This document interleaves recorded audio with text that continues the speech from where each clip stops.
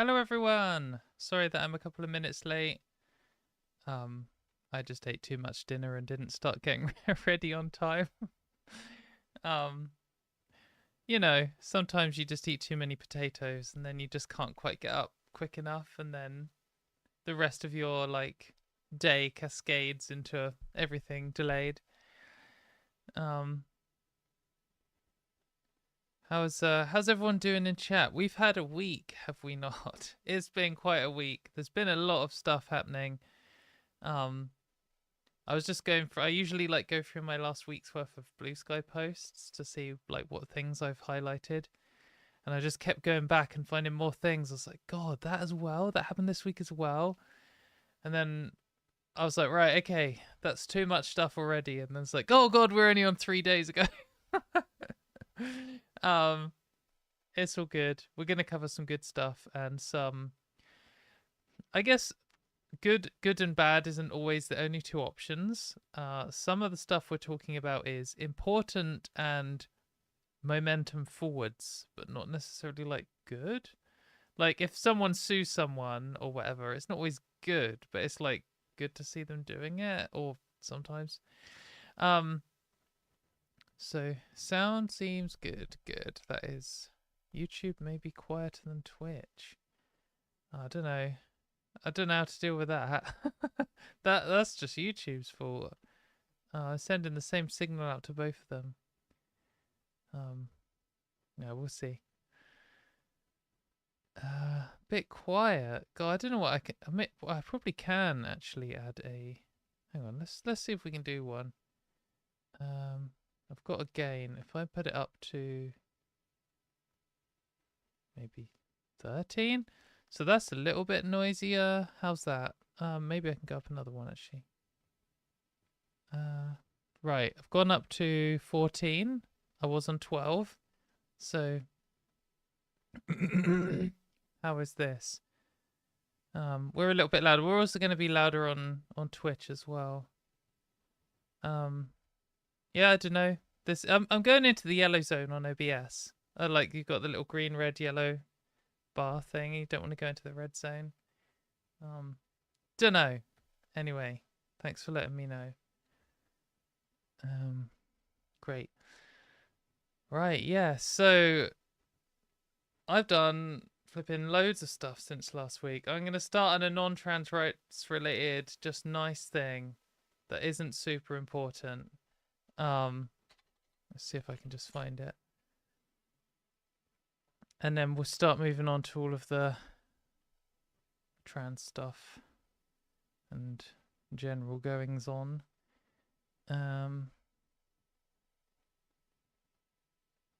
So this is a bad photo of me.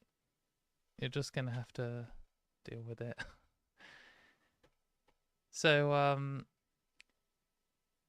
this week I entered a Pokemon competition. Pokemon cards, you may or may not know, I'm currently obsessed with playing Pokemon cards competitively. And I won a League Cup, which is like a city level tournament. It's the first time I've won one. Here's me smiling with my champion mat like a nerd, and here's the layout of the deck that I won with. I won't go into super detail, but you can see the picture's big. I'm quite happy with that. I played Dragapult in case anyone's interested. And I got a little plaque thing here. This is the stuff I won. There's my little Bulbasaur that helps me out. It was a good time. And I think I like to highlight that trans people can still just live normal, happy lives, even in all of this craziness. I went to 2 of these League Cup things on the weekend, and I won one of them, and I came second in the other. Nearly won them both. But you just go and meet new people, and everyone's nice, and you obviously go and use the toilet in these venues because you're just traveling around the country, and that's just normal, and life is just the same. For most people, because most people don't know or care anything about trans issues. Do or don't, I don't know if I'm trans, and don't care regardless. And every now and then someone does know, and because they follow me on here, and then they say, "Oh, it's so horrible. What's happening?" Anyway, do you want to go first or second? um, so I hope everyone else who's watching is doing their best to enjoy their lives, because it can be a bit overwhelming with all this stuff, and it can feel like it's everything. Um, and you've got to remember that the transphobes don't want you to live at all, but if you have to live, they want you to suffer as much as possible. And all of this chaos that they're creating might cause suffering through legal avenues, but they also know it causes suffering just through causing distress and like making you overwhelmed. And if you're too distressed and overwhelmed to like go out and do your hobby or go dancing or anything like that, then they're kind of winning. That's what they want. So I try and really make a point of enjoying my life as much as I can in between fighting for my future. Um, and I'm sure, yeah, I think that's the best balance. You can't go all out. Before I have gone and put all of my energy into doing activism stuff, and you just burn out because it's just so depressing. So now I just try and like limit it to doing this show and Blue Sky stuff and organizing stuff, which actually takes loads of time. But that's going to lead me on to my first thing. Hang on. There's a goblin down here who wants to say hello. Hello, Poppy. I'm just scratching my leg just because she wanted to be lifted up. I'm going to get loads of fluff all over my clothes and on the microphone and in my nose, so that for the rest of the show I feel like I have to scratch my nose. Excellent. Look at this little goblin. She's definitely the best goblin. Right, settle down then, Pops. Come on. Plonk. Thank you. Don't swipe me. She wants attention. Right, anyway. It's going to kind of lead talking about balancing how much time you spend on your life versus fighting for your future. So this week, this week on Monday, I was invited to the House of Commons, or to the Parliament, to talk with some MPs. So here's me in the middle here. And it's a special LGBT event. It was about, it was mainly focused on international LGBT rights, with a focus on UK and Turkey and their relationship between each other in fighting for like LGBT rights, which sounds quite specific. And I guess it kind of was. But we basically heard about what's going on in Turkey, talked about what's going on in the UK, asked some questions to the politicians, and then, yeah, it was politics stuff. It was my first time going to something like this. Got a few photos. You can see this. There wasn't loads of people at this event. There was a few people. That's me. I don't know how I ended up at this like seat right at the front there. So the people that I know who are here. So this is Marty, who invited me. And then this was a German member of European Parliament. This is a Turkish LGBT rights activist. This is Kate Osborne, who's an MP, and this is Nia Griffith, who's an MP, and who is involved in women's inequalities, so is a real relevant. I think Kate is a bit of a backbencher, but is both of these two are Labour MPs, and they're both very like overtly pro LGBT and specifically trans rights. I think both of them are LGBT themselves, and they like put this event on and allowed us to come. So that was very positive. I know people are feeling very negative about the Labour Party at the moment. But yeah, I do look very serious. I guess I look serious in all of these ones. But yeah, the evening was kind of split into 3 parts, and I thought I'd just like discuss vaguely what happened at all of them. So to start off with, we had some speeches from the guests, which were um, the German MEP, a couple of Turkish LGBT rights activists, and then the two Labour MPs. And they were talking about the state of LGBT rights in both countries. Some stupid notification. Go away. Ugh. It's got a cross and I can't click on it. Great. Stupid. Ugh. I can't click on any of it. Great. It's just blocked off half of my OBS window. Very useful. Thank you very much, OneDrive. Anyway, I'll edit that bit out. Sorry. So yeah, we got speeches from the speakers, and I thought all of the speeches were very good. I think that it was very interesting to hear from like Turkish LGBT rights activists what they had gone through. I quite appreciated hearing from this guy, Barbaros Sansal, I think. He seems to be quite a high-profile activist in Turkey, and he has been arrested like loads of times. They put him in solitary confinement for 56 days just for like going through an airport in Turkey. And by the sounds of it, like he gave like an overview of the history of LGBT rights in Turkey, and it sounds like they were really bad and then they were really good and now they're bad again. And he kind of had this attitude of, yeah, it's really bad in Turkey, but it'll come around again. We'll get it back. We'll get there. And it was quite like motivating and positive to hear that. The German MEP was cis and straight, and made a point about saying, you know, he's an ally and he thinks that it's very important that allies step up. And obviously he's travelled to another country to be involved in an LGBT rights event for something which isn't really focused on his country at all. And his speech was very good, like very positive to hear. And then also both the speeches from the Labour MPs were both very positive. I heard like what they were trying to do, and they did acknowledge that things weren't going the right way, and that there was a lot of work to do and things. And one of the first things, I guess, that it made me realise in a positive way was it's very easy to think of these political parties as like a single unit with like the leader or like the few leaders at the top, and then everyone else is just like an organizational structure underneath them, a bit like a company, I guess. But it's not like that, and they all, I guess, bicker between each other and all pull in slightly different directions and all do their own things.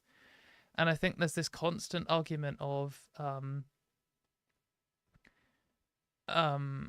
like, should you be involved in a political party which is doing bad things, or should you resign and like not be associated with and not lend them your like credibility and stuff? And I think there's always a battle there, because obviously if you're not involved in something, then you're not involved in it, and the transphobes are going to be involved and we don't get a say. But then on the other side, you can be like, well, this whole thing's a setup and bullshit anyway, and us even being there is like legitimizing it. I think where we are with the current government is maybe the people at the top are pretty bad, but I don't think they have full like control over the whole machinery of the Labour Party. And certainly there are a bunch of politicians who are like not just standing at the back and doing nothing and saying a one-liner every now and then, not just writing like thoughts and prayers on Twitter, but they're like actively working and doing stuff. And I know that Nia Griffith here is working very hard still to get through this conversion therapy ban, and she's very keen for it to like include trans people and stuff. It basically, I'm not going to try and like launder the Labour Party, and I'm not going to tell you, oh, you guys should all have faith. I don't know how much faith I have in politics or the Labour Party or any individual MP, but it did give me some more faith, and it made me realize that it is worth engaging in some of this stuff. they both talked about how men like a theme that's probably going to come up a lot this week is lots of MPs are hearing a lot about trans rights all of a sudden, and they are kind of shocked at how much pushback there is against what's going on, and that's a good thing. Like, it's really important that the decision makers have been like, whoa, okay, there is a lot of people talking about trans rights, like pushing a positive trans rights message. We should probably do something about this.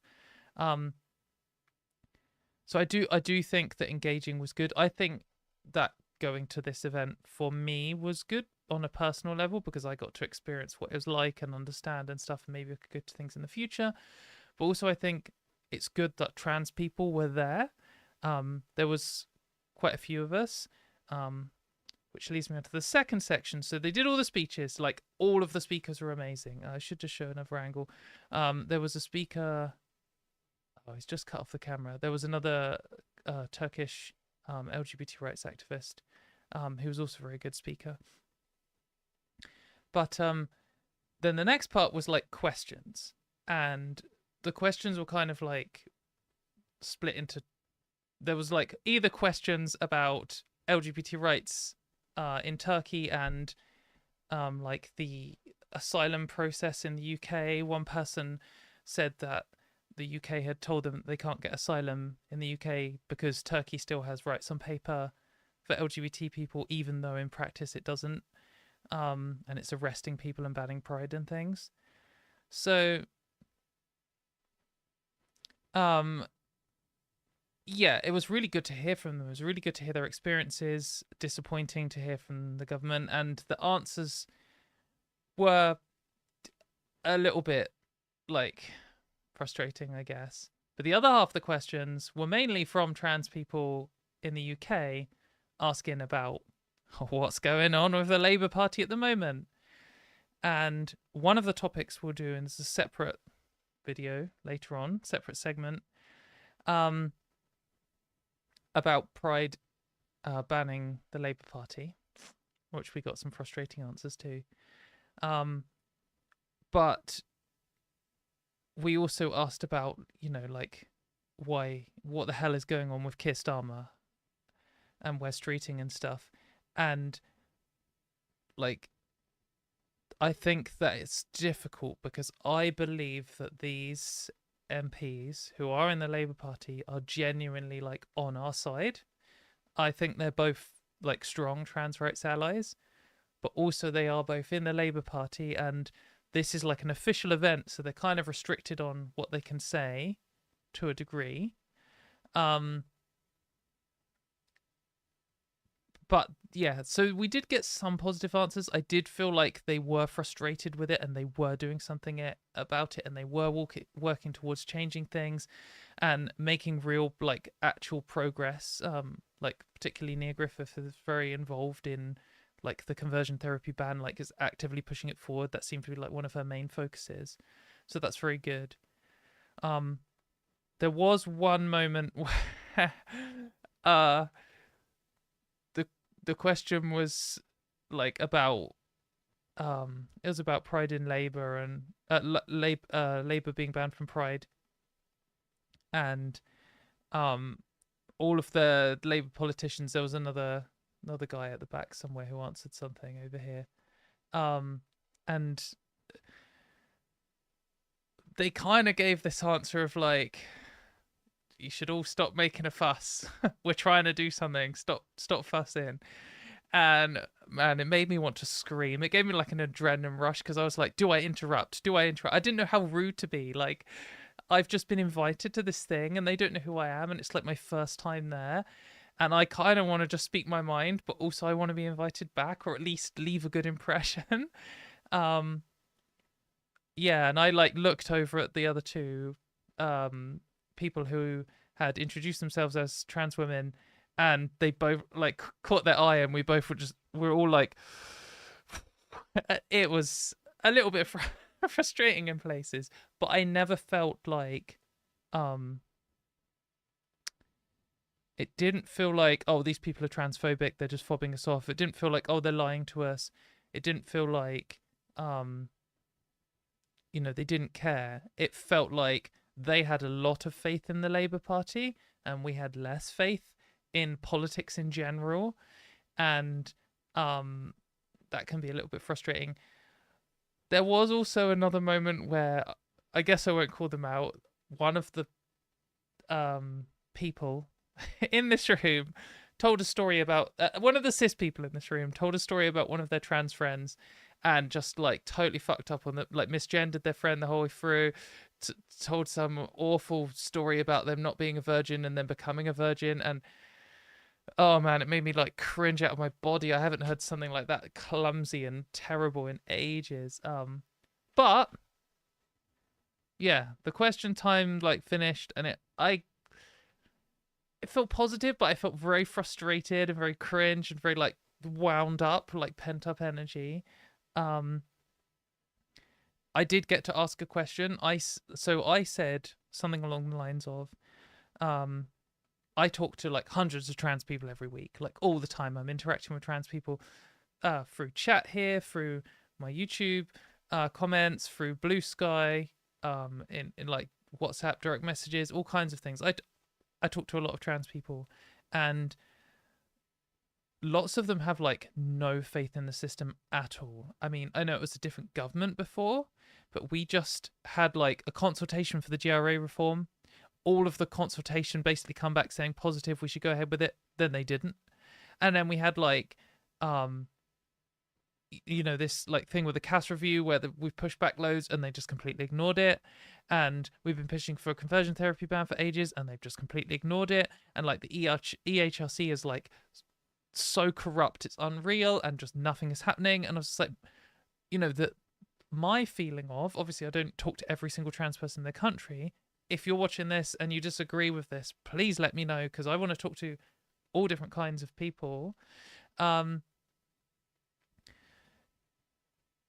think my understanding of the feeling like on the street is that a lot of trans people feel that the entire system is rigged against us, and whether we do anything or not is a complete waste of time. And it's like this evil power structure which is created specifically to oppress us.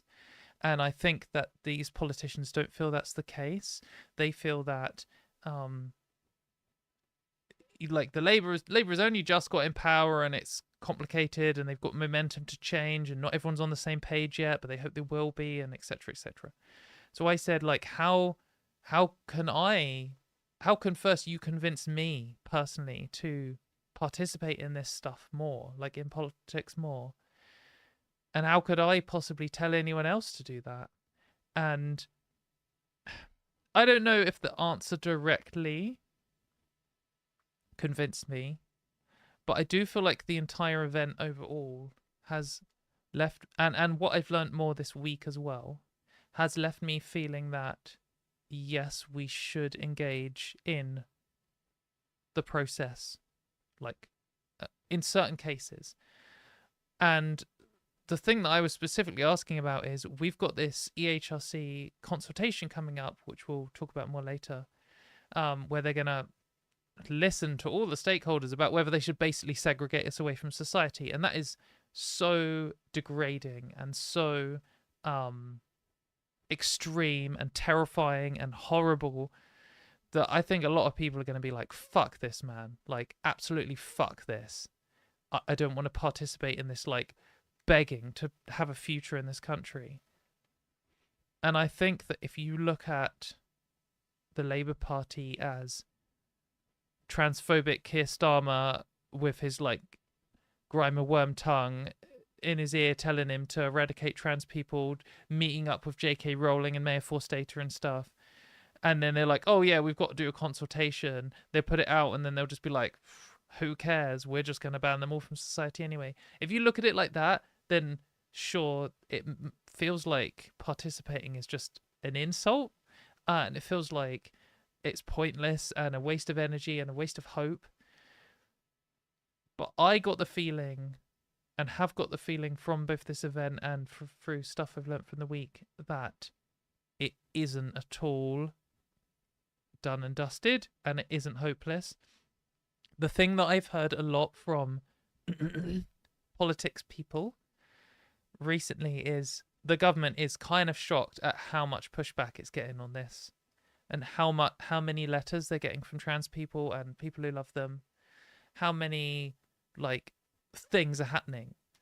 And it has like the EHSC originally was like, here's our guidance, and then they had to take it down because it was like terrible, and then said, okay, we'll do a consultation for 2 weeks, and they've had to back off on that, which we'll cover later.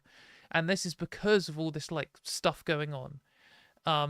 So I think it really is worth participating, even if just to write a polite but angry letter, like every day, to someone, to Keir Starmer, to the government, the EHRC, to your employer, whatever.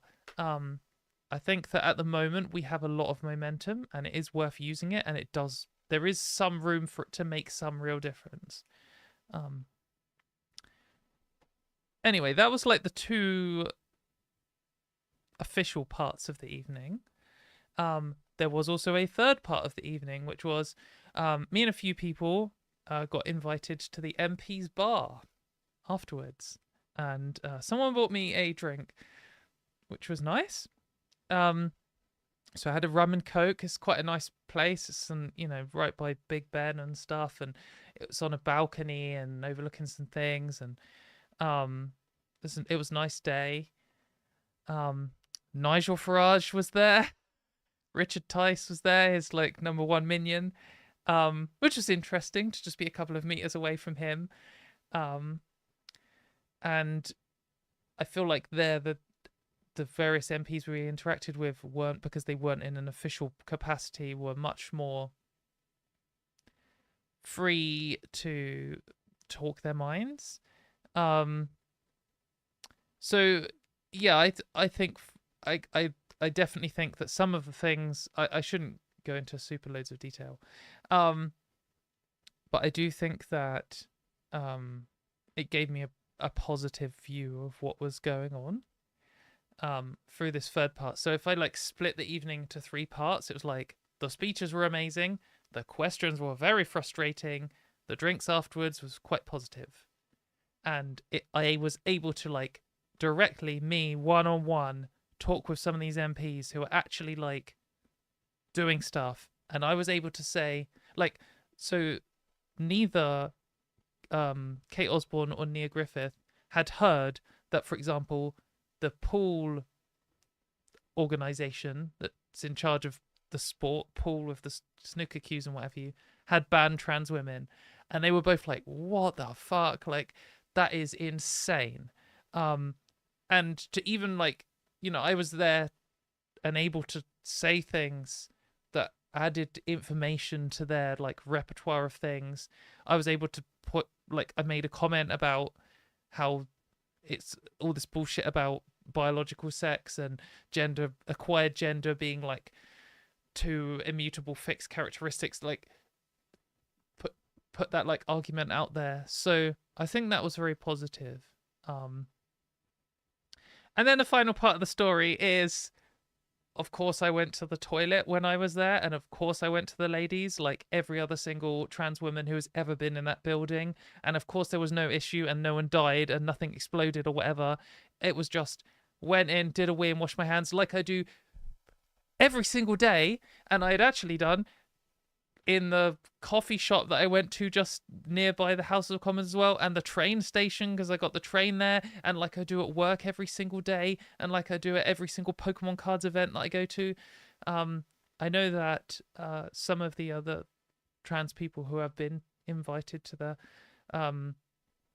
Houses of Parliament posted about going to the toilet there, and then the Daily Mail made it like the front page.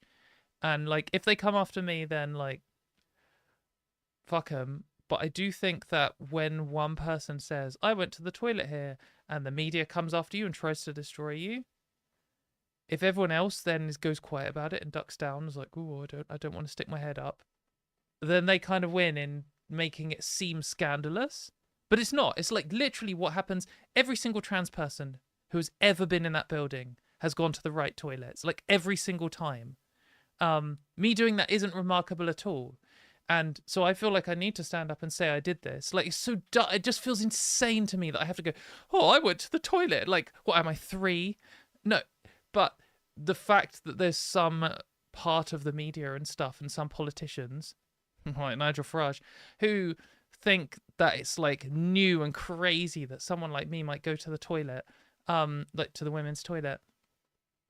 I just feel like I need to say something about it. So get fucked, Daily Mail. Like every other single person ever, I went to the toilet like a normal person, and it's not remarkable. It's totally normal, and I stand by every other trans person who's ever gone to the toilet in that building to go to the right toilets too. So fuck you.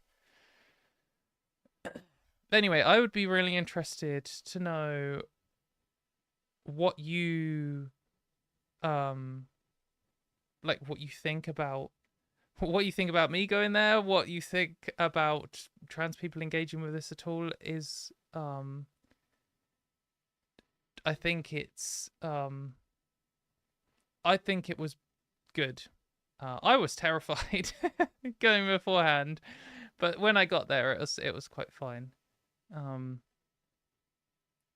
I don't know who's trying to call me. I keep getting missed calls. I'm always really suspicious when I get calls when I'm on stream that someone's going to be like, your sound isn't working. You've been talking in silence for the last 10 minutes. I hope that's not going on. I don't think so. Anyway, yeah, it was an event. It was interesting. What's chat saying at the moment?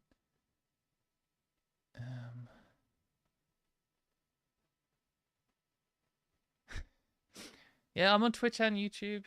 My Twitch is probably just my name. I actually can't remember what it is. Yeah, it's just Twitch/Katie Montgomery. Jesus isn't really the way or the truth or the light. Sorry, mate. Sorry to break it to you. Were the snacks nice? I didn't get any snacks. Wasn't offered any snacks. It was like an evening thing, and I travelled like straight after work and didn't have dinner because I was too nervous. And then had a drink, and then like ran back to the train station so I could go home the same day. And then when I got into the train station, I had like 5 minutes to go home, and I was just like, "What can I get? What can I get?" And there was a sushi place, and I just grabbed some sushi, and I ate like an obscene amount of sushi, and then felt really ill for the whole train journey because I didn't think to get a drink, so it was just like riced up to my eyeballs. But yeah, they didn't offer any snacks. There was just water. So, but and a rum and coke. So I can't really complain. So let's talk about the next thing, which relates to just what I was saying. So several of the largest prides in the UK. So here we have a statement from Birmingham, Brighton, London, and Manchester, which are like the four biggest ones, have banned all political parties from attending Pride, which is actually quite a big deal because even in like the 80s and 90s and stuff, when we had the Margaret Thatcher government and Section 28 and all kinds of other horrible attacks on particularly gay people, they didn't feel the need to ban political parties from Pride. This is like quite a big step, and we'll read the statement. But as they do point out, they're all kind of united on this. This isn't just like one of the prides run by some wacky activists who's like, we don't like this. This is like an LGBT community in unison saying we are having to do this because of the state of this country. So let's read this statement first. So they say, standing together a united front for trans rights. As the organisers of the UK's largest Pride events in Birmingham, Brighton, London and Manchester, we come together today in unequivocal solidarity with the trans community. We are united not only in message but in purpose. At a time when trans rights in the UK are undergoing attack, our resolve has never been stronger. We will not allow progress to be undone. We will not stand by as the dignity, safety, and humanity of our trans siblings are debated, delayed, or denied. Mate, this is some good writing. This is a real statement. This is. I'm feeling quite hyped from this one. What is happening here in the UK is not isolated. It's part of a disturbing global trend. We'll get more into that later. From banning of pride events in Hungary to anti-trans legislation in the USA, where LGBT rights are being systematically rolled back, the UK must not follow this path of regression. Instead, it must rise as a global leader in human rights and equality. To move forwards, we need more than promises. We need every political party to stand unequivocally with every member of the LGBT community and centre the voices of trans people in policy, practice, and public life. Collectively, we call for full and enforceable protections under the Equality Act. Yes, great, that's very good. Timely and dignified access to NHS gender affirming healthcare. Yes, you know my thoughts on the word gender affirming, but yes, we need good trans healthcare. Reformed accessible gender recognition certificate process. Yes. Sustainable funding for trans-led services and support organisations across the UK. This is the minimum. Anything less is not allyship. It is abandonment. To those in power, when you demonstrate true solidarity and tangible commitment to trans rights, we will stand with you. Until then, we will continue to speak truth to power and fight for a future where every trans person can live safely, freely and proudly. As pride events across the UK face mounting challenges, our resolve only grows stronger. We will not be silenced. We will not be divided. Together we will build a national movement rooted in justice, unity and unapologetic pride. Amazing statement from those four prides. So this has triggered quite a lot of discussion. There are a lot of people that I've seen who are like, fuck yeah, fuck all the politicians, get fucked, this is our time, like the whole system's broken, burn it all down, whatever. And I understand those people for sure, because it's not looking good at the moment. Though there are quite a few people who have pointed out that, for example, the Green Party and the Liberal Democrats aren't as bad as Labour, Reform and the Tories. And there are other political parties too than just like the big ones. So why the hell are they banned? And I know that, of course, you can always find an example of a politician from some party saying some dumb thing about trans people, but generally the Green Party and the Liberal Democrats have some kind of non-anti-trans position. But as I've heard, due to our stupid equality laws, ironically, if they were to just ban one political party or just a few, it could be a legal nightmare. And we do not want prides opening themselves up to allowing bigoted people to waste their time and money, because they would love to do that. Like through going through court systems and shutting things down and making everything harder. So I think that the only options were ban none of them or ban all of them. And like the only realistic options for these big like prides, which, you know, have millions of dollars change hands or millions of pounds change hands in these organizations and stuff. So for these big ones, they didn't really have the option of just trying it. So they basically have caught up the others as collateral damage. And when I heard about this, I thought, that's fine. Like, I don't really care. And if I was a politician if I was like a good politician who was pro-trans rights, and I was for like the Green Party or the Liberal Democrats, I'd be like, okay, well, this isn't targeted at us. This isn't targeted at me. It's a legal thing. This is, you know, what can we do?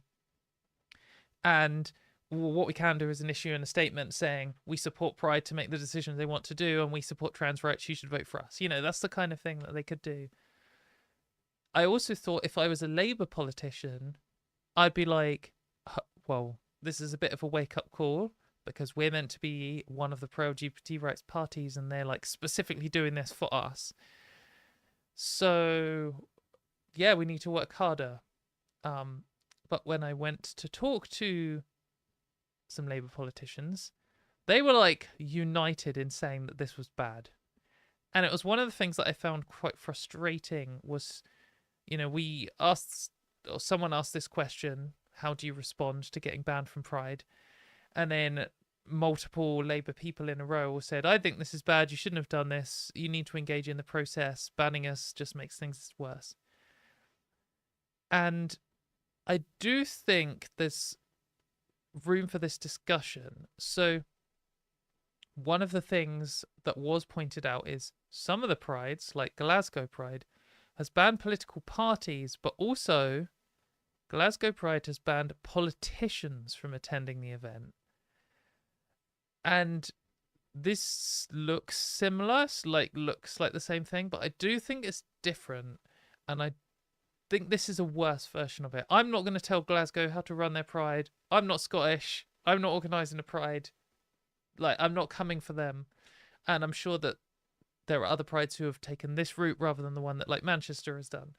But I think that from my position, from listening to the various arguments, I think that banning political parties, like, you cannot turn up and say the Labour Party supports Pride, you know, we're a pro LGBT party. I think that, like, you're probably risking people throwing milkshakes at you.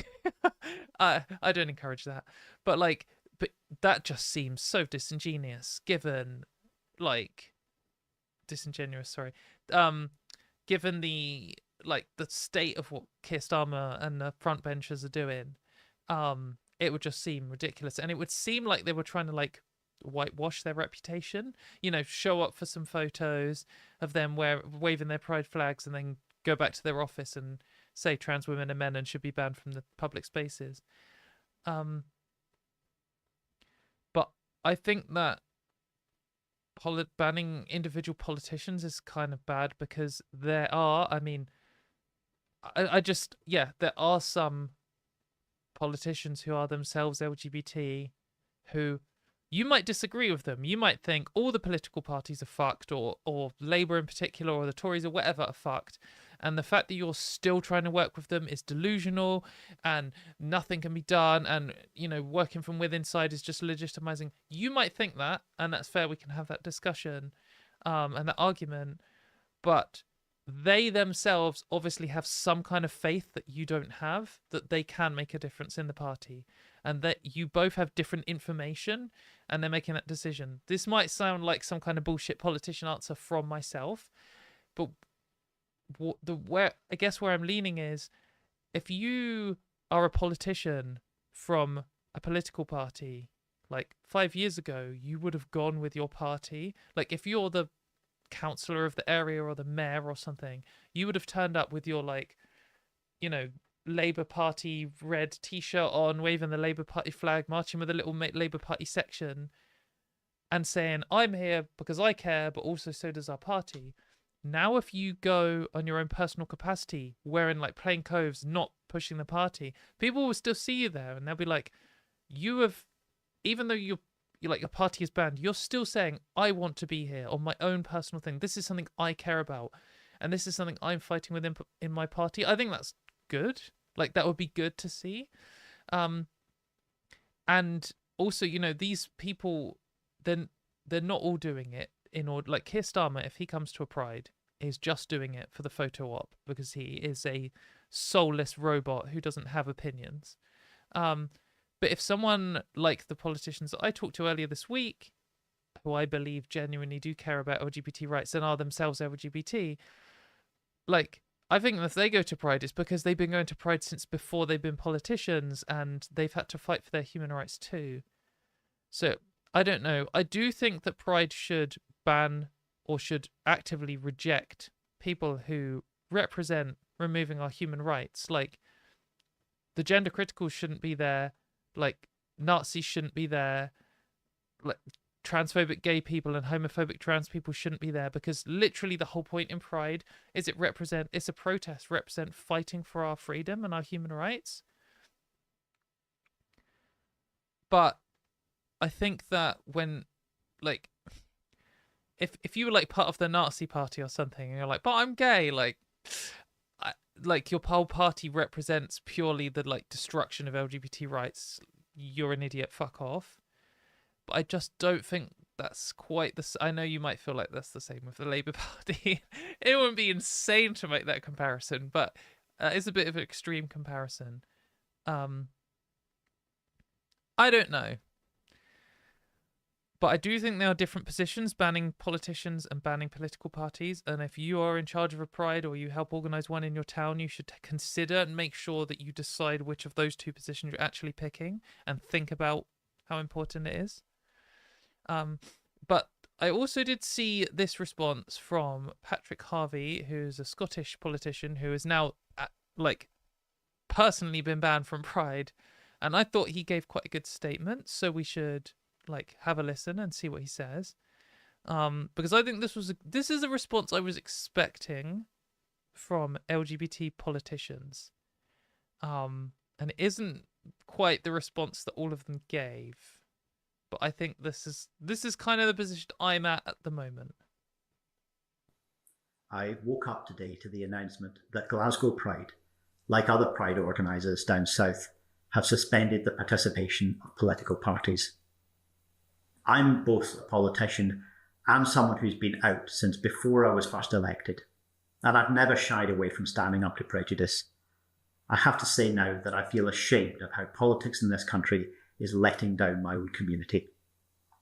Of course I'm disappointed at the decision, but the betrayal of our human rights by most political parties is the cause of this horrendous situation, and I fully respect the right of organisers to make this choice. The Scottish Greens have stood solid against the current wave of prejudice, and we will continue to do so, but it is now abundantly clear that our community has lost trust in political parties more broadly. I urge those in leadership positions across the political spectrum and members of all political parties who do support LGBTQ plus people's human rights to put their house in order. Even at the lowest point of the political weaponisation of homophobia that I remember from the 80s and 90s, Pride events never felt the need to take this step. But even in those worst of times, the government wasn't actually imposing segregation of public spaces, as is happening now to trans people. The culture war against our community needs to end.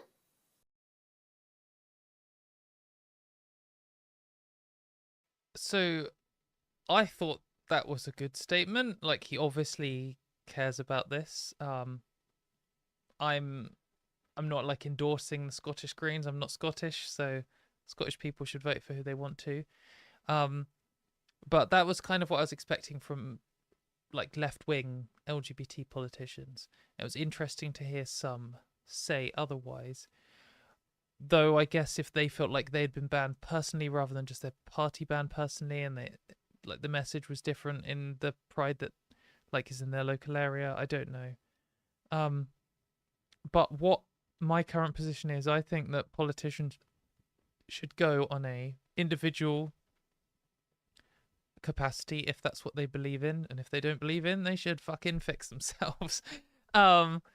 But they shouldn't go and try and represent their party if their party is garbage, and they should respect the decision of the Pride organisers. And that guy who we just watched, God, I've forgotten his name already, Patrick Harvey, just said, you need to fix your house. If you've just been banned from Pride, maybe it's time to start asking some questions. Yeah. So just to cover the opposing argument, this is from Pride in Labour, who are not affiliated with Labour, or they're not directly affiliated with them. And they've written a statement, basically, what is this? This box is nonsense. Aha, go away. Right. So they seem quite opposed to this. Labour is aware that Pride in Labour, is aware that 4 major Pride organisations have made the decision to ban politicians or political parties from participating in their events this year, with others likely to follow. First and foremost, we understand and respect the reasoning behind this decision. So that is a good starting point. The anger with mainstream politics, particularly regarding the treatment of LGBT community and trans people in particular, another good thing to highlight, is justified. However, we are also disappointed. Pride in Labour exists to challenge the Labour Party where it falls short in protecting LGBT rights. While we are not formally affiliated with the party, we carry its name, and that can be both a strength and a burden. We often face pushback from trans activists and allies who associate us with the National Party's failings. We hear that. We don't dismiss it, but we also believe that now more than ever, solidarity is crucial. The rise in transphobia and erosion of LGBT rights demand broad, coordinated resistance. Excluding political groups that fight from within, groups like ours risks isolating allies who are challenging the government from inside the system.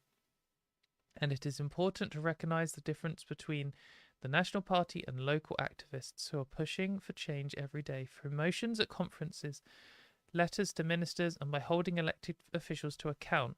These local groups are the backbone of the Labour Party and the Labour movement, and their work deserves recognition, not rejection. I hear what they're saying, and that isn't something that I really first focused in on when I saw this debate going on. But I don't think they're wrong. They are right that we need to solidarity is more important. I saw loads of people dunking on this group on Blue Sky. I just think if it makes you angry reading this, okay, but as these people point out, they're not the Labour Party. They are just a bunch of people who might have too much. You might be annoyed that they have faith in the Labour Party where you don't. I don't know how much faith I have in any of the parties really, but if it makes you angry reading this, use that anger to write to your MP. Use that anger to write to the EHRC or Keir Starmer. Use that anger to organise or even just telling some transphobes to fuck off would be a better use of your anger than dunking on these people who are, at best, misguided, right? These people do care about trans rights. Their statement was good. It didn't seem like some bullshit whitewashing. The Labour Party's all great. They just are going about it in a different way, and I think it's so this is a curse of the left. But we do like fighting each other, and it's because the people who you think will listen to you are the ones you want to spend time talking to. These guys are going to listen to you way more than the gender criticals or the Conservative Party or whoever's ever going to listen to you. So you feel like it's worth talking to them. But the thing is, you just arguing with each other. It's good to change people's minds, right? If you think that someone's wasting their energy, that's good. If you can win them over. But all you can do is explain your argument once and just use your energy on something else.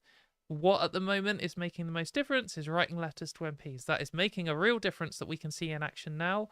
And telling some little website with a Blue Sky account that they're fucking idiots and they should, they're traitors or whatever. Waste of time. Stop doing it. You're wasting your time.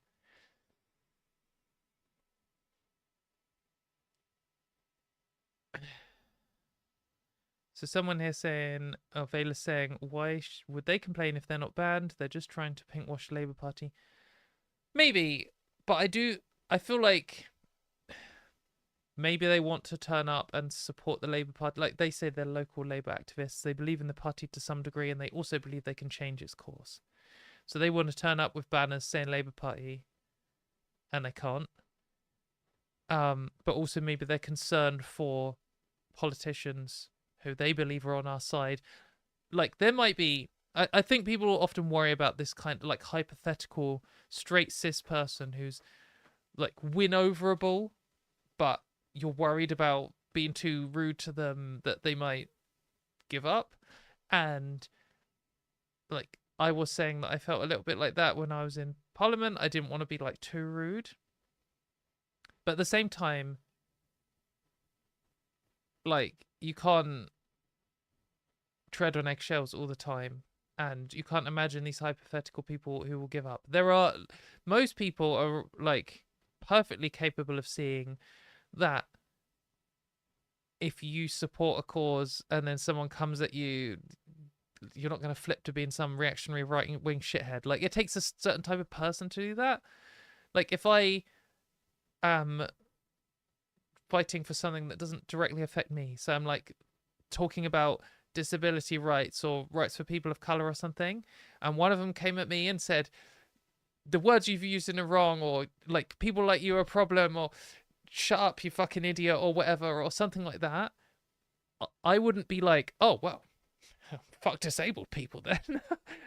I'd be like, okay, like the best case here is I've said something dumb and I need to go and learn about it and apologize to this person. And the worst case is this person's a bit of an idiot and they're just being hostile. But either way, like, my core position isn't going to change. And I think that should be true for most people who are capable of supporting LGBT rights. So, I don't know. It is important to build solidarity and not be constantly hostile to your potential allies. It's also important not to walk on eggshells. It's a balance, but those are both quite extremes. There's a lot of middle ground there. Anyway, we're going to move on to the next thing. Someone saying being nice doesn't work. It's time to kick off. Yeah, I mean, I don't know what kick off means. It's definitely time to crack out the sternly worded letters and show up to your MP's office and say, oh, what the hell, can you please do something about this? And it's the time to go to Pride and other protests, for sure, other non-violent protests. Yeah, just smiling politely and hoping they see your humanity, not going to work. Writing a strongly worded letter sounds dumb, but it actually is making a difference. Right, let's talk about the next thing, which is, oh good, it's finally loaded as well. So today, the ILGA rainbow map came out. So this is, if you've not heard of this before, this is like one of the biggest European LGBT rights organizations, and they do a lot of tracking of LGBT rights in various countries in Europe. Not in the European Union, but in like the continent of Europe. And they release this score every single year, and they've done so for like 2 decades or whatever, maybe longer. And they rate it based on everything that you would think might come under LGBT plus rights. I often say LGBT, but when I say LGBT, I do mean everyone involved in that, and that includes like intersex people. There is a whole section in the ILGA report about intersex rights, for example, and that's like an important part of this. And then they give you like a score, and you can break it up by category. We'll have a look at that in more detail. But the headline with this year's report is the UK has fallen down faster and further than any other country ever, apart from Russia and Georgia. Oh no, sorry, they're the two with the lowest scores. The ones that have fallen furthest are Hungary and Georgia. Because Russia was always terrible. But Hungary, yeah, anyway, Hungary's fallen further than it was higher up, and it's fallen down, as we will see in a minute. The UK has fallen down a lot, and the UK is now, according to this scoring system, 45, less than half on their little rating of how good you are LGBT rights. But importantly, we are now 22nd in Europe, in the UK. And just 10 years ago, we were first. Literally the best country in Europe for LGBT rights in 2015, according to ILGA, which is widely respected. This isn't just like a bunch of activists with some opinions, which is basically what I am, so I can't be derogatory about that. But this is, like an objective measure of the legal processes. It's particularly focused on like paper rights in the countries, but they also do factor in things like freedom in the media and like safety on the streets and that kind of stuff. But the UK has drastically fallen down, and it particularly highlights the UK Supreme Court ruling and the EHRC being a corrupt mess and their guidance to basically segregate trans people from society. The that's like the main headline from the perspective of a British person, um, and probably from the perspective of like Western Europe. If you look at this map though, there's like a green bit and there's like a red bit, and it's quite depressing how red the red parts are. There are like a whole bunches of countries around here, which like Azerbaijan scores 2.5%, Russia scores a 2%. Um, Absolutely terrible. But also like Italy is depressingly low and getting worse too. Um, but it's not all terrible news overall. So someone has very kindly, actually, I shouldn't just say someone, I should find out who's done this because it's a bit rude because I did a shout out saying could anyone um create a interactive version of this, and this person here,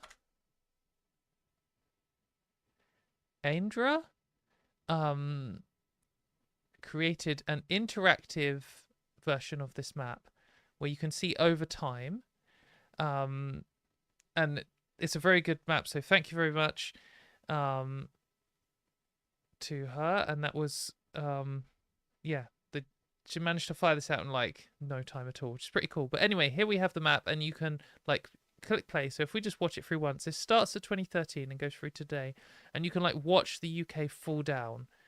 So as it gets further on in time, it gets like more and more orange, which is pretty depressing. And you can like drag it through, and we can see it happening in real time. Like 2018 was still pretty green, 73, 2020, 66. And then yeah, this is like when we started getting into the Boris Johnson, Liz Truss, Kemi Badenoch era. And then we're just fallen off sharply at the end here. But there are other countries in the world, would you believe? And there are a few quite success stories here. So Ireland, and Greece in particular, I noticed, have gone from like bad. Ireland 36, Greece 28. They are worse, like worse than we are today in the UK. Pretty bad. Um,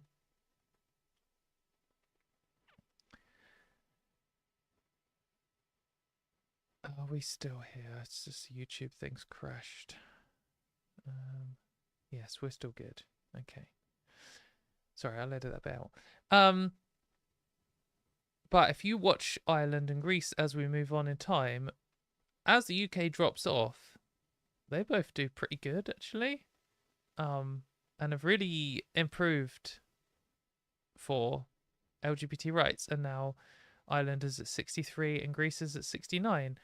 You can also see that like Spain has got quite a lot better. Finland's got quite a lot better. Some of them, like Croatia, seem to have got a lot better and then got a lot worse again. But it does show how changeable it is. Like 10 years ago, 2015, Ireland was in a rubbish place and the UK was in a great place. And we've like, we are right next to each other. We have a very complicated, intermingled history. And somehow we have managed to like swap roles, and there is nothing to say that we can't do what Ireland has done and create a huge momentum and push back and like get further back up on these rankings and get some human rights back. So yeah, this is quite a big deal. This map is definitely something that politicians look to. It's definitely something they care about. This, if you want to write to your politician, which you should do, this is one of the things you can talk about as like a headline item.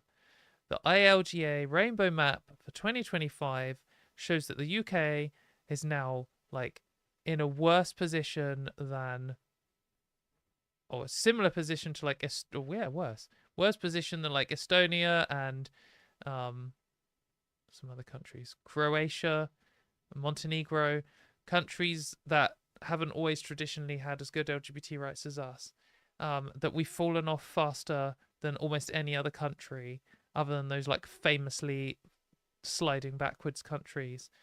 Um, but also, this you can. I don't know if this is going to load. It's been struggling because so many people have been clicking on it.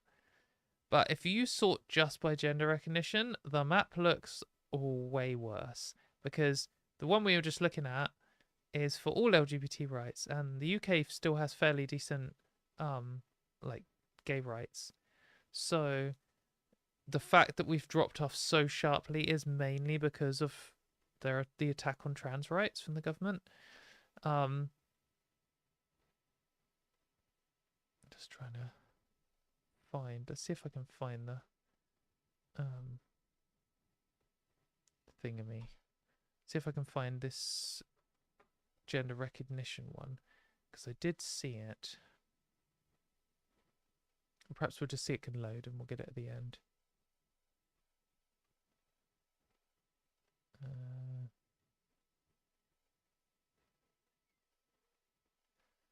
Sorry, just give me 1 second. I'll see if I can find it. No, I cannot. Right, okay, we'll look at that later. We'll see if it loads. But something that ILGA do say is that the Supreme Court ruling effectively removes gender recognition for British people. That's not quite true. We still have recognition in some sense, but in the sense that it was originally installed, we don't have it anymore. And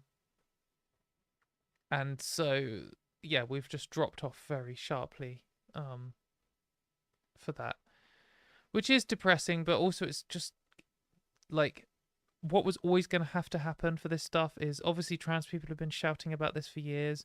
The gender criticals are trying to remove all our human rights. The far right is trying to use trans people as a wedge issue and stuff, and everyone's been like kind of ignoring it and pretending it's not happening and wishing we'd shut up and go away. But now stuff's actually happened, and we were right all along. Things that like the momentum is starting. People are realizing that it's happening. It's like organizations are talking about it. Politicians are getting hundreds of letters about it. People are writing about it, and this is like the start of the pendulum swinging back. So yeah, it's good to see. It's depressing to see, but it's good to see these big organizations that do these reports that governments actually look at actually saying something. And like we had this review of the EHRC like a year or two ago where they decide what rating to give human rights organizations, and they still give the UK's one like AAA or something in the highest rating, even though it's run by like an anti-trans extremist and who also has done absolutely nothing other than take disabled people's rights away too. So that was just complete nonsense. But to see one of these other organizations like actually that people seem to care about, that actually just wrote it truthfully, very good news.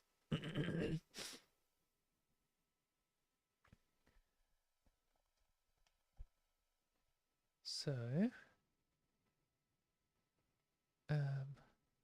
what's everyone doing? Should we have a look at some super chats before I just rattle on to the next thing? So I know I saw at least one, which is very kind. I'm not expecting any more than one, but let's just see what we've got. And how is chat doing in general? There's so much stuff that I could cover this week, like a crazy amount of stuff. I don't know. Just don't know how we're going to get to it all, really. Probably won't. I hate how they don't put the dates properly on these. What's the point? Okay, this is the first one. First one was from Sean, with some maths. Very kind. Thank you very much, Sean. Every finite, simple, non-abelian group has even order. This is equivalent to the Fate-Thompson theorem. It is very hard to prove, but easy to state. I don't think it's that easy to say, because I don't know what those words mean. I'll look that up afterwards. Thank you very much. Sean also very kindly donated another one saying, I've watched all the Prime Minister's questions of this government so far. After the exchange between Keir and Demi, I get the Pride ban. Yeah. And then we got a nice sticker and $3 Australian from Puggles, and a meow and $10 from Howard Schoonover. So thank you very much, everyone. That is very kind of you. Don't feel obliged to donate to me. Donate to like people in Gaza or something instead of me. Um, but if you're just absolutely desperate to send me a super chat, you are more than welcome to. That's very kind. Oh, the goblin's back.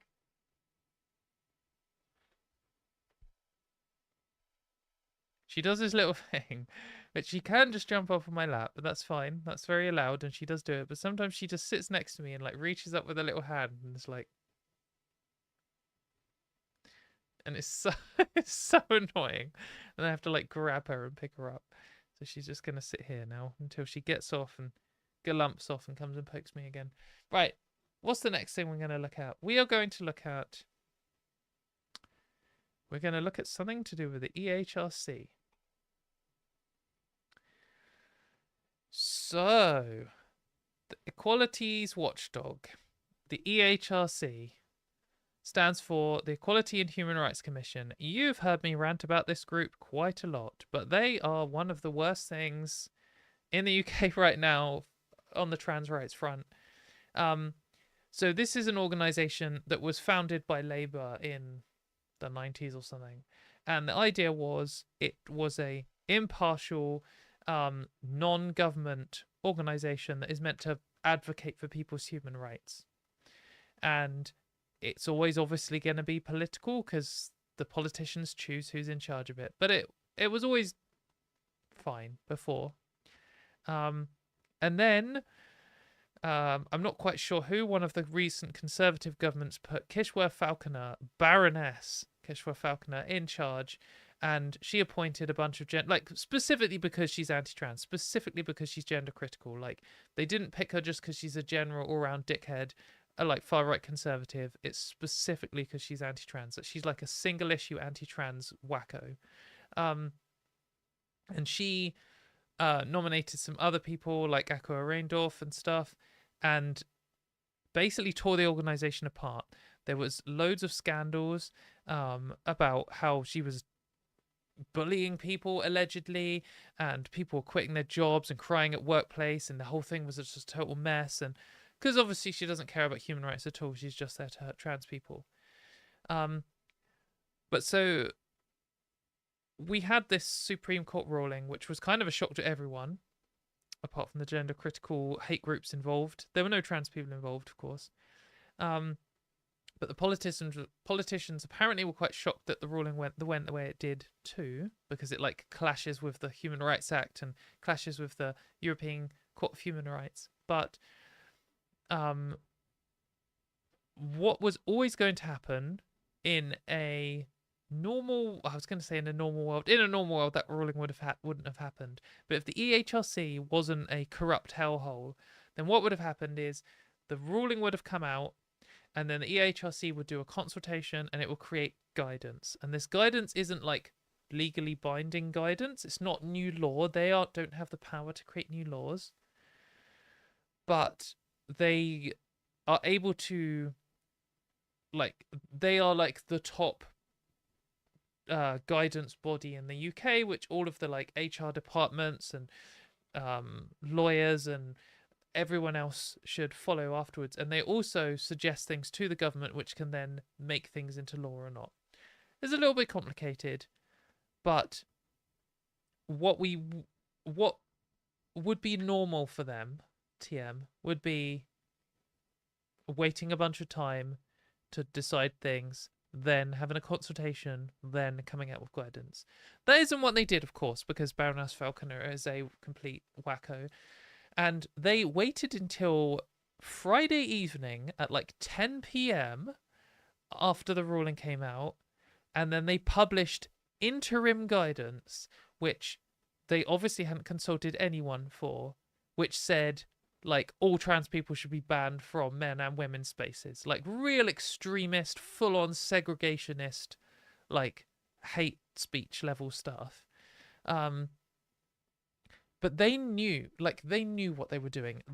if they believed in this and thought it was legit, like they wouldn't have released it at 10 p.m. on a Friday. It was so like they're so deceitful and they know what they're doing is garbage.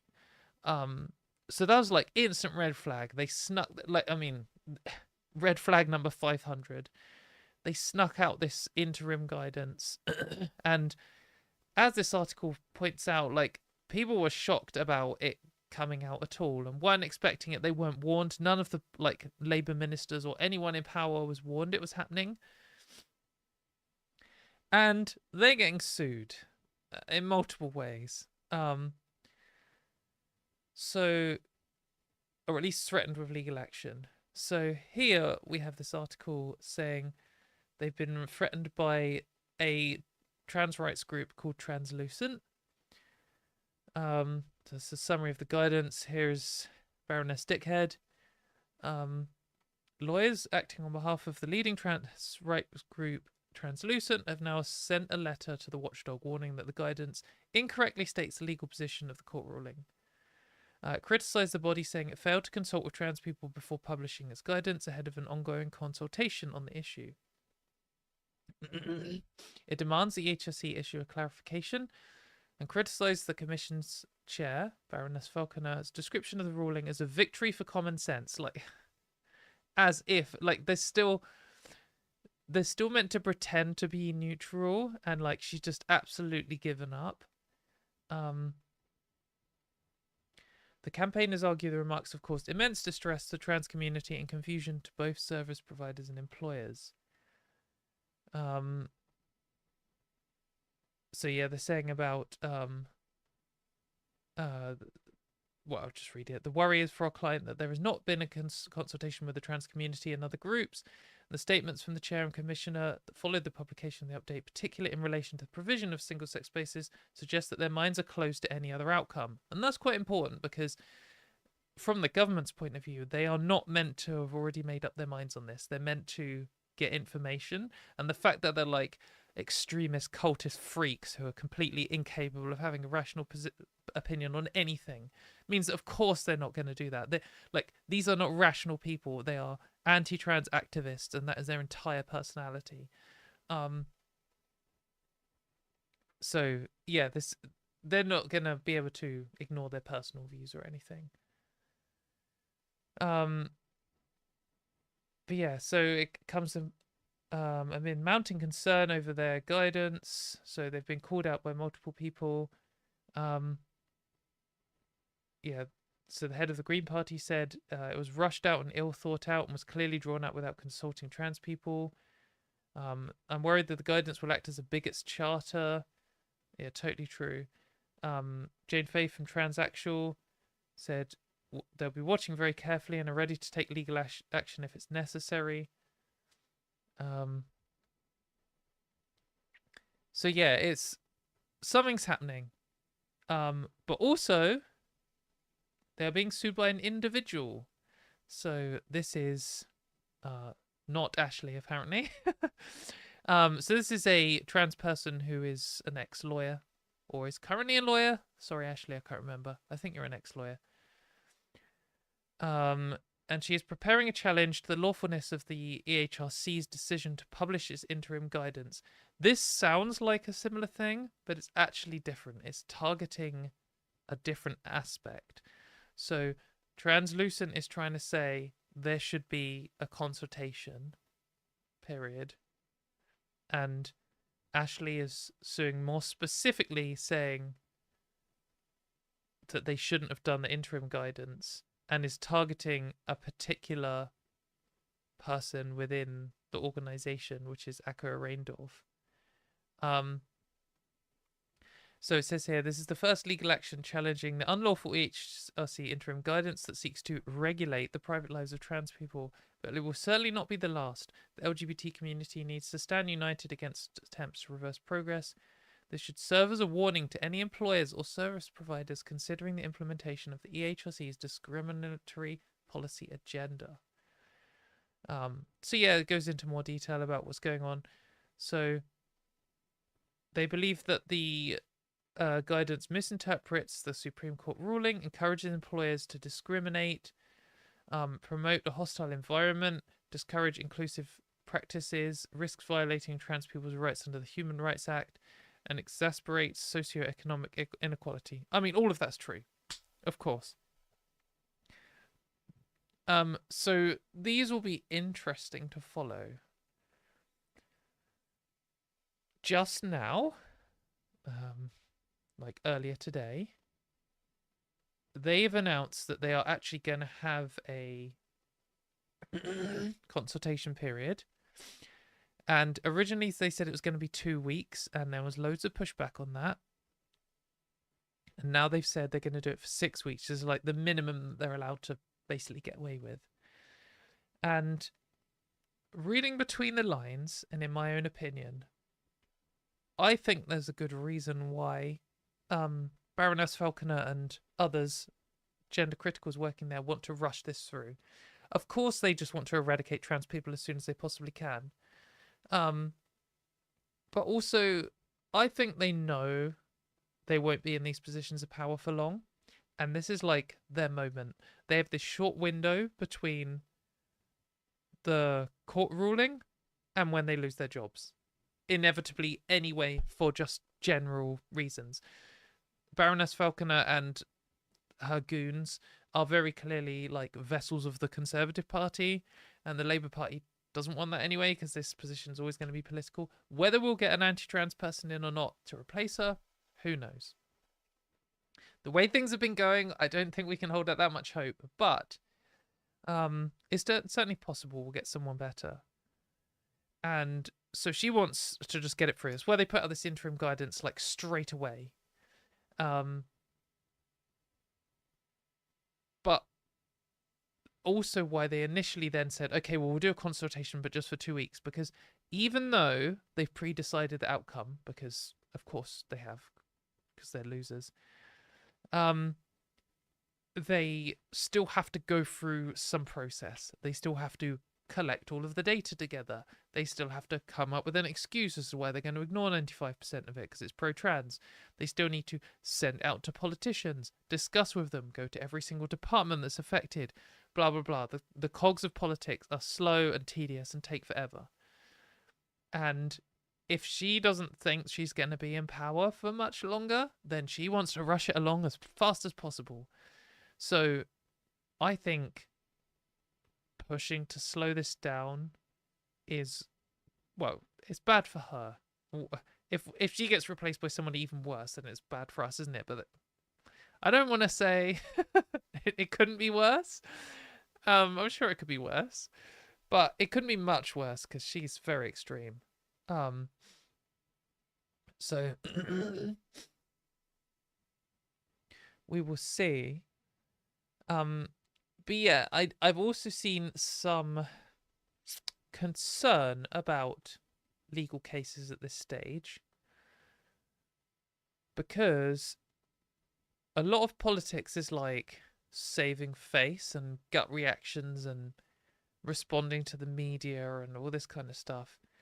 And they like if Baroness Stickhead is on her way out anyway, we don't want to like interrupt while that's happening and like give Keir Starmer a reason to back down on that or to like give in to media pressure from the Daily Mail or something, which we know that he does because he's weak and rubbish. We will see, but now we have an official date for this consultation. I think it's they're trying to do it as quick as they can. It's like this week or something. But it's going to run for at least 6 weeks. We might be able to get it to run for more than that. I don't know if you remember, but we had a consultation for the Gender Recognition Act reform, and then they like tripled the amount of time that it was going to run for, so that the media could build up more hatred and stuff. Then most of the responses came back positive in favor of trans rights. So then they had a second consultation, and then they had a third consultation, and they were all still positive. And then they just said, "Oh fuck them, all the consultations don't matter," and then they just did their own thing anyway. In this case, they don't want to do that. They want no consultation, and then they want like 2 weeks, and then okay, we'll do 6 weeks. Um, it's not unreasonable to want more time. You want everyone involved to get a say. In theory, as a politician, I mean, really, this whole thing is a complete fucking sham anyway. Like, why the hell are you consulting about whether to ban us from public spaces?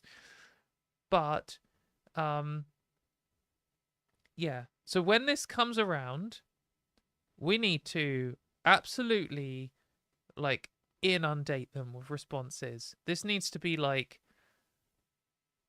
all hands on deck. Everyone has to respond. Get everyone you know to respond. Write the most like strongly worded, polite, non-violent, but like personal and informed and general and everything response you possibly can. Because this is the kind of thing that isn't just contained within the EHRC. The ministers above them, some of which are like very pro LGBT rights, will see. They'll see the responses. They'll have to respond to this, and yeah, if we get loads and loads of responses pro trans rights in here, then it will be much harder for them to rush any bullshit stuff through, and it will give them much more. If we get a new person in after that, they will have much more to stand on in order to demand that the government create like primary legislation supporting trans people's rights. So very tedious, and I get the idea that you might see this and be like, what the fuck is this bullshit? Why should we have to fill in a form to say whether we should be allowed to carry on living our lives or not? I understand that. You should view this more as a chance to protest and say how disgusted you are with the EHRC and the Supreme Court ruling, and to have something which will be publicly recorded and something that will definitely be seen by at least some people with real power who do actually want trans people to have rights. So get ready for this and get ready to go all in. Keep an eye on the court cases. It's interesting, but I think we don't want to. If the Baroness is already on her way out, we don't want to slow that process down, because we just need someone else. Yeah, right. My voice is drying up. I'm just gonna get a drink. I will be right back, and then we will talk about and some more. Like, we've had a lot of science recently dunking on transphobes. We've got some more that's coming right up.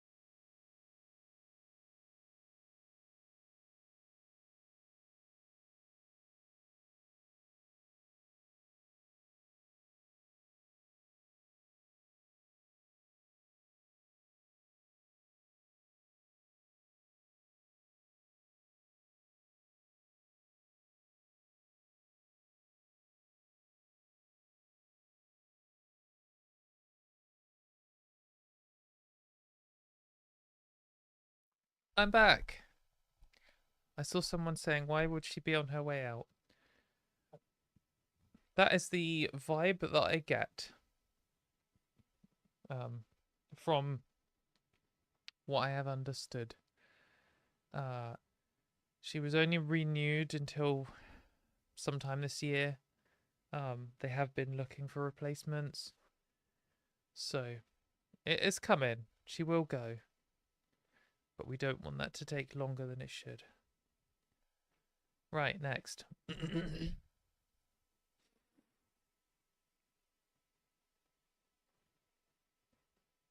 order am I going to do this next thing in?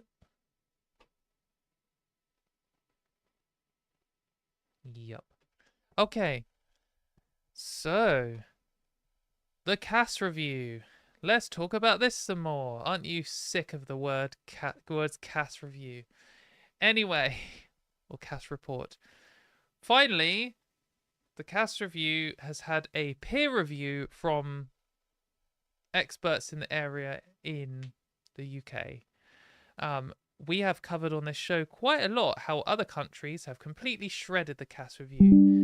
Multiple other countries, in fact, basically all of them apart from the USA, who came out with their own version of the CAS review, run in secret, where they hid all the names of the authors who turned out to not be experts in the thing at all, and is run by RFK Jr., who doesn't even believe in germ theory.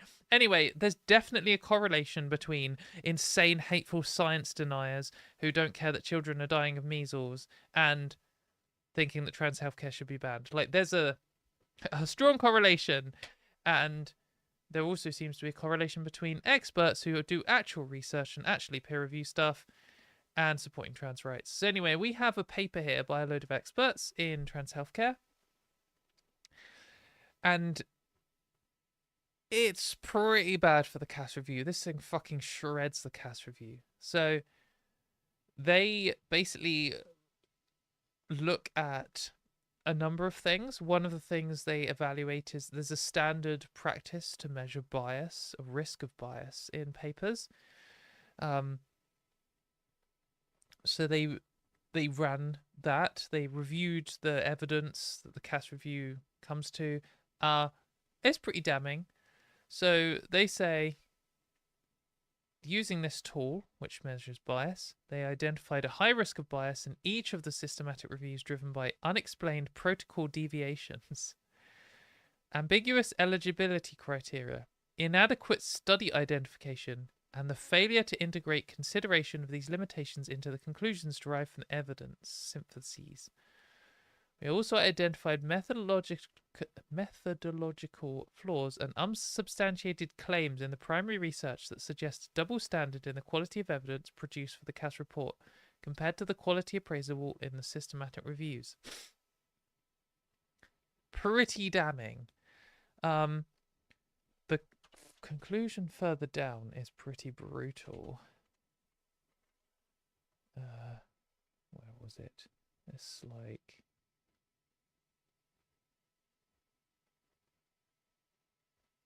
here. We have demonstrated... So this, like... One of the main issues with the CAS review is it wasn't peer reviewed at all, and Baroness Hilary Cass, had no expertise in the field at all and did a really fucking terrible job. Anyway, we have demonstrated that the report's application of this for trans healthcare for children and young people is deeply flawed. Our critical analysis reveals significant methodological problems in the Commission's systematic reviews and primary research that undermine the validity of the CAS report's recommendations. During our review of the report and supplementary research, we found insufficient statistical rigor, unreliable data sets, claims presented without evidence. Man, this is like you failed your fucking GCSE if you got this as a report on it. My goodness. And misrepresentation of quotes from primary research participants. Yeah, I was seeing that, like, someone in one of the reports had said there's lots of different ways to be trans, and then Hilary Cass then came out with, and that's why we should encourage people not to medically transition, because you can still be trans and not medically transition. And that isn't what the person was saying at all. She just lied about what they say.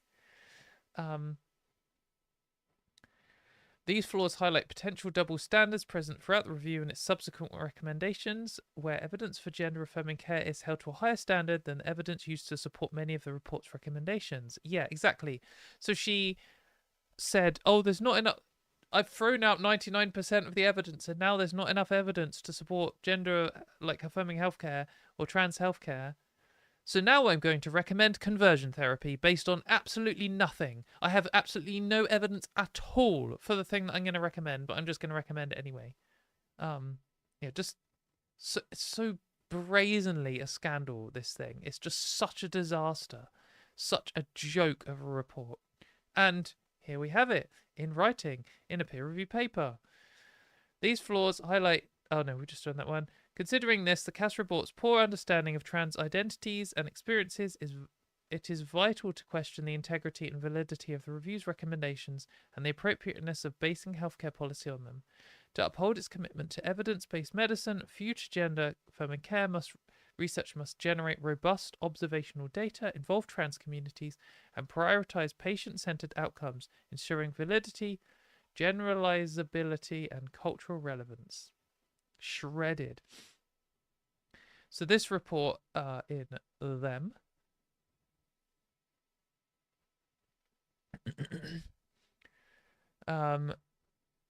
yes, in the peer review it says here the researchers conducted analysis of the CAS review and its finding, headed by Dr. Cass, a pediatrician without prior experience in trans medicine. I wonder why they picked her. Maybe because she's gender critical. The review declared that the evidence in favour of gender affirming care was shaky and that trans youth should generally receive exploratory therapy, often a euphemism for conversion therapy. So, yeah, complete bullshit. So the part this covers that I wanted to highlight. One of the most frequent criticisms of the CAS review since publication was its exclusion of previous research the authors deemed to be of low quality. As the peer reviewers noted, the review additionally failed to include any research not published in English. What? Nor did it examine grey literature, i.e. research published outside of traditional medical channels. The review found that the CAS review excluded 48% and 36% of studies for puberty blockers and hormone replacement therapy, respectively. So, like, half the evidence. Based on claims that these studies were low quality, a criterion the reviewers noted did not align with the research best practices, so literally just made it up. Some sections of the CAS review also used a tested method called the Mixed Methods Appraisal Tool to classify studies of psychosocial support interventions as low, medium, and high quality. The authors of MAMAT themselves actively discouraged the use of an overall score to of quality. When using the tool, the reviewers wrote, because such scores are reductive and do not provide information on which aspects of the study are weak or problematic. But yeah, anyway, this has completely, again, for like the 15th time now, completely shredded the CAS review. And I think this is the kind of thing, again, when you're writing to your MP, you can say the ILGA rainbow map now puts us at 22nd in Europe, and we are dropping fast.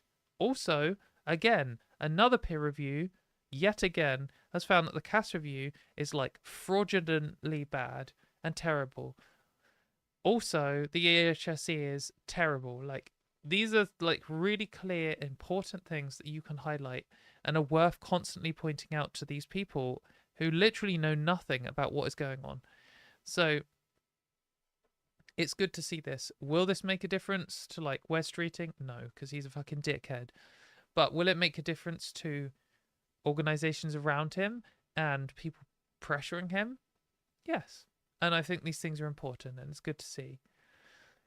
If you want a full summary of it, like, it is hard to keep up with how much stuff has shredded the CAS review. There are so many things that have responded to it and called out. Dr. Ruth Pierce has a very good and thorough like summary of everything wrong with the CAS review, and has like, we've covered this a few times before, but like goes into detail of all of these responses. There are a lot of them, highlights the relevant things, has all these different categories based on different types of expertise. I mean, look at it. This is the kind of thing you can send your MP as well and just be like, look at all these things shredding this stupid report. So yeah, the cast review gets shredded again, and it will get shredded again, and it will keep getting pulled apart and keep getting exposed until people stop referring to it. And I do think as well, this HHS, the report from the Trump government, basically saying the same things as cast review, but even more crudely put together, even more dumb, even more brazenly corrupt and stupid. I think that kind of helps us too in the long run. Um, so yeah, well, I think we are going to see this crumble. It's just going to take a lot more time and sustained assault. One of the things I am feeling at the moment is we're down bad, we're in a bad spot, but we've got like momentum is building, and we're starting to be relentless, and this is what we need. We need to be relentless. We need to just constantly annoy the MPs with letters. We need to constantly go to protests. We need to constantly like talk with trade unions and um publish papers about things. This stuff needs to just not be just like a one-off thing, and you can't feel deflated when one thing in particular doesn't do something. We need to just keep fucking going. Keep going. We can do it.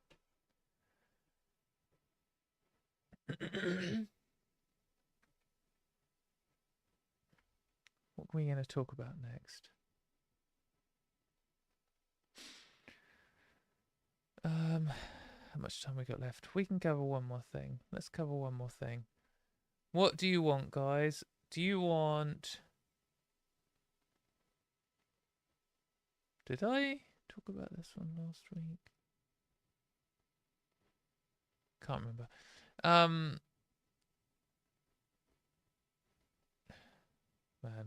we could. Okay, do you wanna do a positive news item or a Graham Linehan update or a general gender critical rant or some Elon Musk insanity?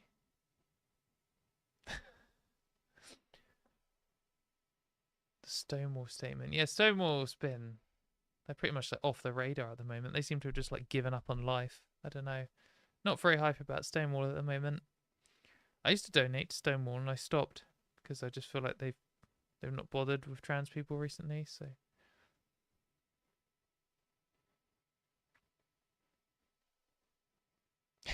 is Graham still divorced? Why are you single? You seeing if he's got someone on the horizon? Sounds like most people want Graham Linehan update and then something positive. Anything that isn't Elon Musk, okay? Stonewall is stonewalling trans people. Yes, very well done. Did you hear America is now at war with fat gay kids? RFK speech today. I mean, I Americans will say fucking anything, mate. I mean, it is crazy. I just watched a video earlier of Candace Owens, who was like relevant at one point. I guess she's not relevant anymore, but like the Republican government is so insane that maybe she is still relevant. But she said space was fake and gay. Like space. Not like the moon landing. She doesn't think the moon landing was real. Like she's a fucking flat earth insanity knobhead. But she thinks that space is fake. I mean, good for space if it's gay. Good luck finding another space to settle down with, but like, just crazy. Mental. So I wouldn't be surprised if it was literally a quote from RFK saying he was at war with gay kids. It literally could be a thing that he said. You could be exaggerating or not. You could even be like under exaggerating, and it could be worse than that short summary. Who knows? The sooner these people are out of office, the better. Yeah, space is gay. That's it. That's a fact now. Congratulations to Space for coming out. And well done, gay people. You now have Space on your team. It's like kind of 100% of everything. So that's pretty good. That's pretty good going. Chat about GCs losing their mind about Ben and Jerry's ice cream. I haven't looked at gender critical responses to things in a while. I probably should. But we don't have time for that now. We'll do it next week. Let's do our Graham Linehan update. So, I don't know how good news this is. This is probably just purely Sheldon Freud. So, as we've seen before, David Paisley is suing Graham Linehan, as are other people, and he was also in court very recently for being accused of damaging the property of and assaulting a trans woman. Maybe even today. I don't know how that's resolved yet. But so I don't know any more details on that. But his other case against David Paisley, he called David Paisley a bunch of stuff, including a paedophile, which is false. And it's gone to the High Court, and they're going through the process. This isn't the final step of the way. This isn't like a, finish. But it's looking like it's lining up to be a bit of a slam dunk. He did say these things, and he's not denying it, and he's not apologized for it. And he's just kind of losing in court constantly about it. So yesterday, the High Court finds that his paedophile defamation actually was defamation, basically. The High Court has handed down a preliminary trial judgment. I don't know how many steps these things can have, but this is one of the steps. This is at least the second update we've had. Dealing with 3 statements published as comments written by subscribers on the defendant's Substack. It held that all 3 were defamatory of the claimant at common law. The first 2 conveyed that the claimant was a paedophile, and a third that the claimant was party to a coordinated effort by child molesters who had adopted LGBT causes. So, like, the standard hateful, gender critical / homophobe thing to say. The court rejected the defendant's argument that his replies posted to publications removed or diluted any defamatory sting, concluding they did nothing to alter the paedophile meaning. As the first judgment of its kind, so this isn't just Graham Linehan losing for the sake of Graham Linehan. This is Graham Linehan losing in a way which makes it worse for all gender critical people and better for all LGBT people who are their victims, which is pretty good. The court gave guidance on how common law defamation principles should be applied to publications on Twitter and similar platforms where contextual material changes over time. Some specific thing. The court rejected the defendant's case that the allegation that the claimant was a nonce, that's British for paedophile, was not defamatory as it was mere abuse. So a real argument that Graham Linehan made was, yes, I called him a paedophile, but I was just being generally abusive because I am an abusive person. And the court is like, well, yeah, but that doesn't negate the fact that you called him this. I think there's a quote in here further down. The claimant said that the allegation that he was a nonce carried the ordinary meaning that he was a paedophile. The defendant admitted that this was its ordinary meaning. So just straight up, yeah, that's what it means. But contended that it was not defamatory because the whole tone of the comment is abusive. This is Graham Linehan talking about his own... what he said. The tone of the comment is abusive, simply exhibiting extreme dislike for the claimant, and the use of nonce is just more abuse. The judge rejected this, saying much of the article was devoted to explaining how paedophiles operate, and in that context, the reader would understand the poster to be making a seriously intended point. This label should also be applied to the claimant. It is not possible to dismiss the nonce comment as mere meaningless abuse. Like, he crowdfunded a lot of money for this, and they've got a lawyer that's been like, yeah, you know what? Admit to saying it, and admit you understood what it meant, but just say that you're an abusive prick. That'll work. I mean, true, he is, but it hasn't really worked in court. Calling someone, when you're, particularly when you have a big platform, calling someone a paedophile like in earnest is that is serious. I mean, Lawrence Fox does it all the time, and he loses in court all the time. So it's not like we've never seen anything like this happen before. But the fact that it was like they're dealing with it being in comments on his blog and him responding to comments is slightly different to him like going on TV and alleging someone is something. So that's where the like context is coming in here. But this ruling already is bad for gender critical people at the very least. So this is like a long, ongoing, drawn out court case, which looks like it's probably gonna go in, I say, our favor, in David's favor. But that doesn't necessarily mean it could be a win. Court cases like this are incredibly expensive, and I know that it's taken quite a personal toll on David. So whether he considers it a victory, even if he like wins the whole thing, don't know. If he is then liable for money afterwards, if Graham Linehan has no money to pay a fine, don't know.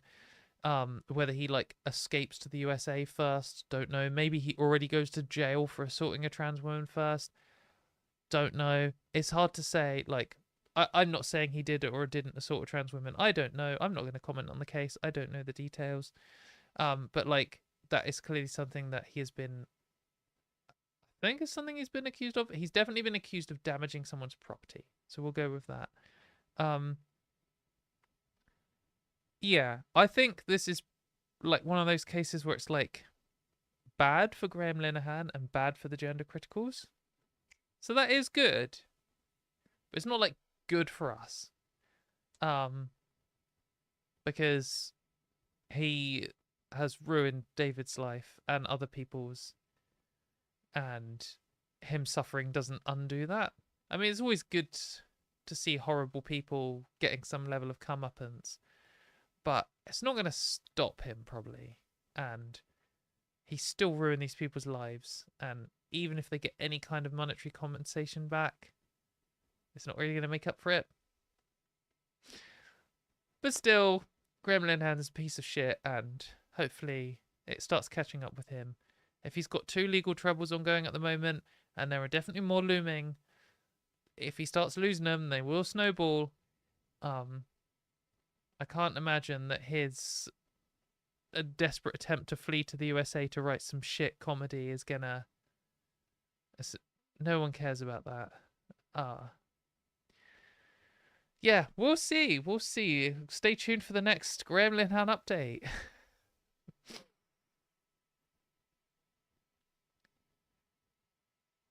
Yes, it does set a precedent for him and others calling us groomers. Yeah, that is.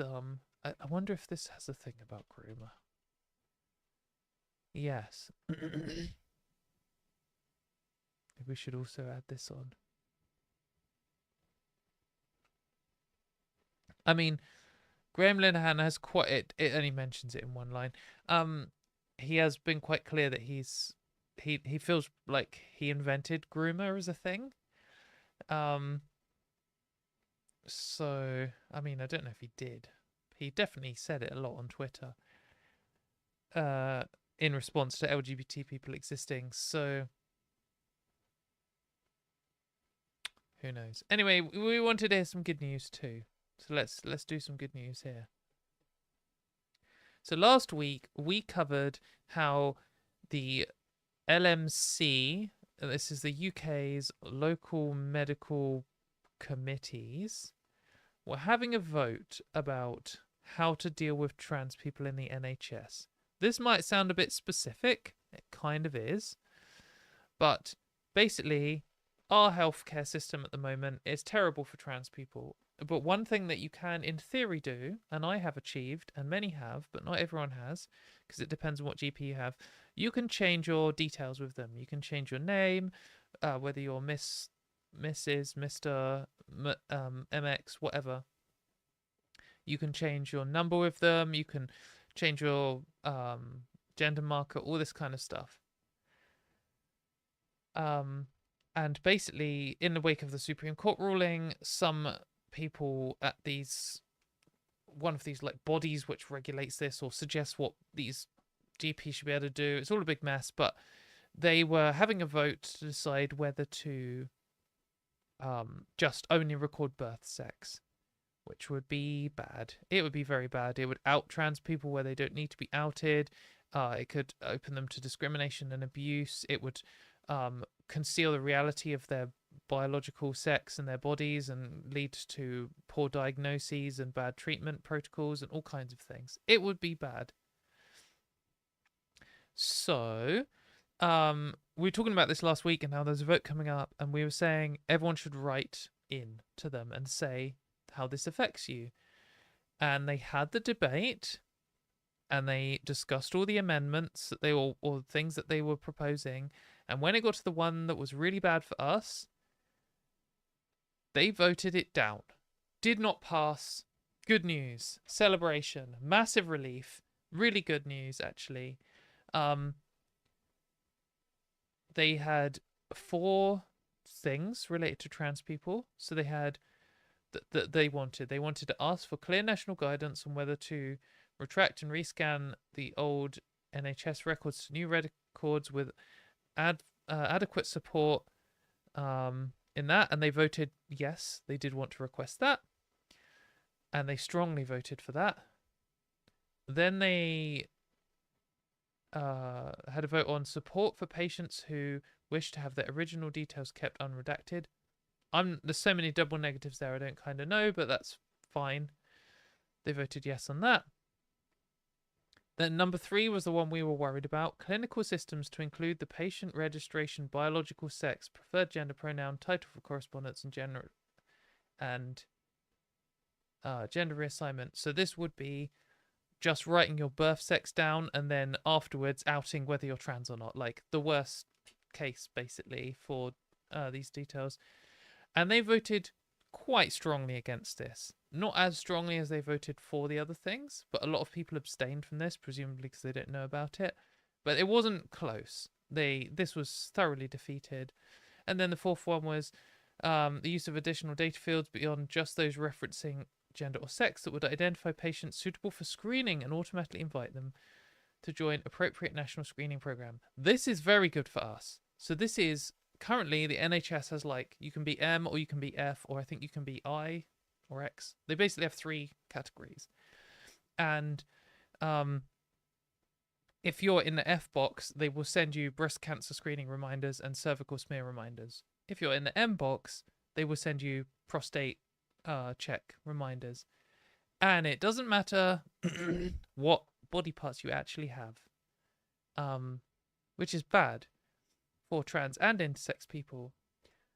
But now they're proposing or asking for, this group is demanding basically extra fields which would allow you to put extras in, which would be really good, because if there was a trans or intersex person who, for example, needed breast cancer screening and prostate cancer screening, they could be invited for both of them, which is good.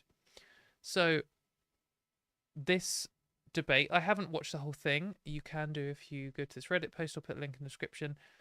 I've heard that it's actually quite a good discussion because it's between doctors and it's not politicians like trying to get sound bites. And so the people are quite nice in the discussion. I haven't seen it, can't say, but They do mention how many people wrote into them and how concerned people were about this and how important it was. So I think it's a good example of a time when something bad was on the horizon. We came together as a community, wrote a bunch of letters, got our friends too. Like one of my friends is a doctor, and I got her to write in, and she wrote a really good letter. And then they listened to us. They had a discussion. They voted, and it went in our favor. Like this is us making a difference in real time.